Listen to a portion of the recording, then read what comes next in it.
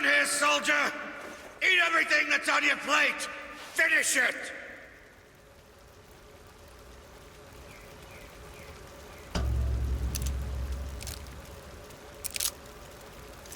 They haven't changed you, Booker.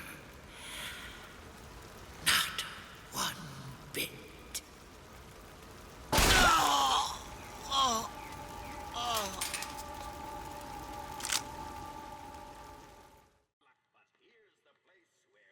In terms of the underutilized characters within Bioshock Infinite, two characters in particular really stick out to me personally. The second is Daisy Fitzroy. The first is the man that we're going to be talking about in today's video, that being Cornelius Slate. If they were to implement more of his war backstory within the game itself and further progress that and his conflict with Booker at that time, I think we would have had a more fleshed out character, although I do love Cornelius Slate in general. So in today's video, we're going to be taking a look at a brief yet tragic backstory of Cornelius Slate. From his time at the Hall of Heroes to becoming addicted to shock jockey and his time serving as a soldier. With that being said, would you kindly sit back, relax, and I hope you enjoy the story of Cornelius Slate. Captain Cornelius Slate originally served within the United States Armed Forces and participated in the Battle of Wounded Knee, where he became friends with and acquaintances of Booker DeWitt. Sometime later, however, Slate then became a follower of Zach Comstock and then eventually became a citizen of Colombia. During the Spanish-American War in 1898, he was among the commanding officers in the Battle of San Juan Hill. Eventually down the road, 3 years later, Slate also participated in the Boxer Rebellion in Beijing on behalf of Colombia's armed forces, where, as you can tell by his character model, he ended up losing his left eye, along with 30 of his fellow soldiers who fought under his command. While Slate earned the respect of many of Colombia's armed forces, he later found life in the city of Colombia to be anything but heavenly, and on the contrary, he found it to actually be a living hell. Obviously, with him not knowing that Zachary Comstock was an alternate version of Booker DeWitt, he took offense to a lot of claims that Comstock had made. For example, Comstock claimed to have been present at the Battle of Wounded Knee, which technically he was, but it was Booker DeWitt, not Zach Comstock. And he also claimed to have been the hero of the Boxer Rebellion. Both claims, obviously, Slate adamantly denied, and with good reason. Eventually, Slate got to the point where he confronted Comstock himself on the matter of his lies. He was then stripped of his rank, publicly branded a liar, and then sent to work in Finkton, which is a pretty harsh punishment. Then again, he was completely in the right for actually confronting Comstock. Obviously filled with rage over his actions, Slate escaped and made a truce with the Vox Populi. Eventually, he led a small team of soldiers to take over the Hall of Heroes, where Shock Jockey was stored, killing everyone in their path, defacing the building and monuments within, and then eventually changing outside signs to read Hall of Horrors. Not quite sure why he chose Hall of Horrors. That sounds kind of like a brothel rather than something like the Hall of Heroes, but I do apologize. I had to get a little cheeky joke in there somewhere. After Slate learns about Comstock's quote-unquote mechanical soldiers, or Tin Man as they call them, Slate and his men desperately seek to die as soldiers, gloriously in battle. And with the relation between Slate and Booker DeWitt, Slate considers Booker to be the man for the job, the soldier that would change for nobody. Unfortunately, he didn't know that Comstock was indeed Booker DeWitt. And by mechanical soldiers, obviously I'm referencing the motorized patriots.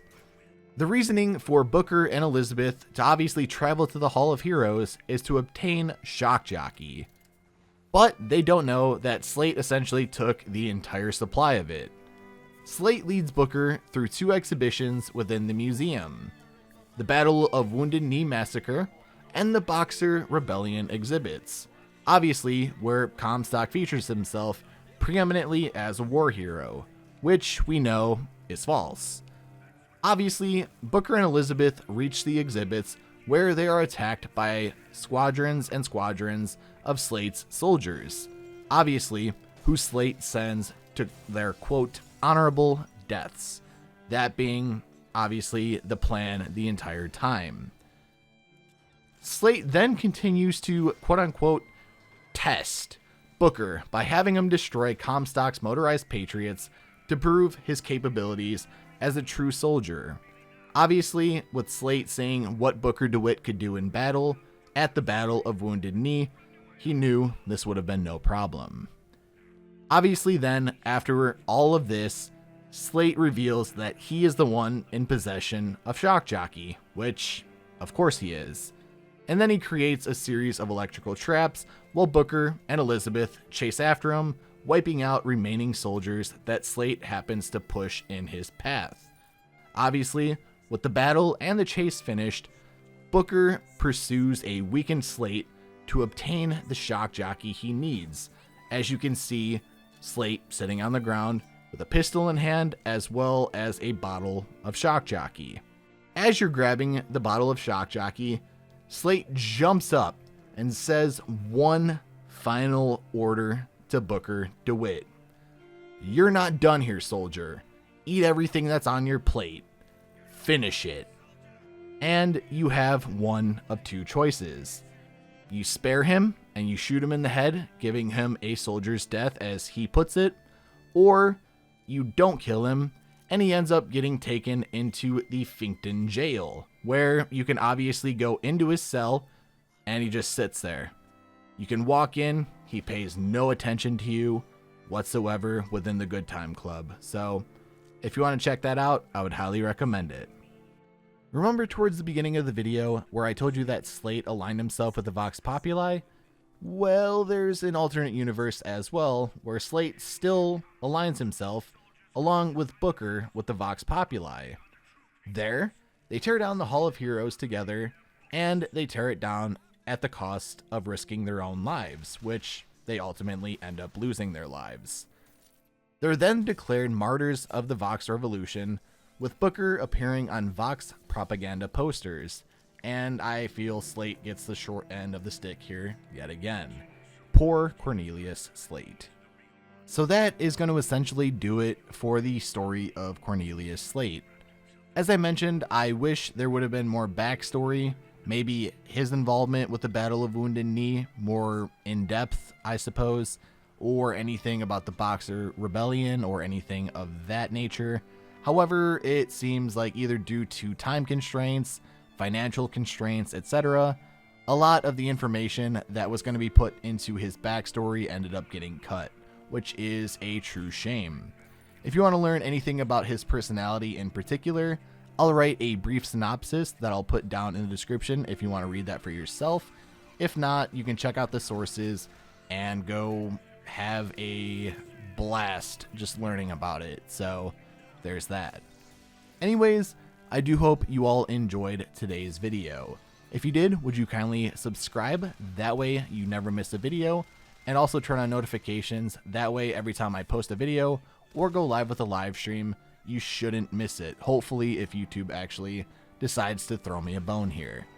If you want to talk to me outside of YouTube, my social medias are the best ways to do so. Things like my Twitter and my Instagram, which are down in the description.